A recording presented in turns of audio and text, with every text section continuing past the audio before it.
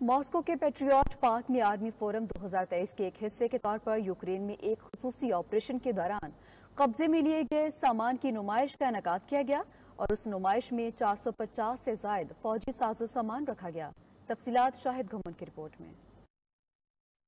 Moscow کے Patriot park میں army forum 2023 کے ایک حصے کے طور پر یوکرین میں ایک خصوصی آپریشن کے دوران قبضے میں لیے گئے جس میں سامان کی نمائش کا انعقاد کیا گیا۔ نمائش میں 450 سے زائد فوجی ساز و سامان رکھا گیا جن میں امریکہ سمیت مغربی ساخت کے ٹینک، توپیں، بختربند گاڑیاں، امریکی 155 mm howitzers, M777 howitzers, Javelin anti tank system, ییڈش CV-90 انفینٹری فائٹنگ وہیکل اور نیٹو ممالک کے تیار کردہ گولہ بارود شامل ہیں۔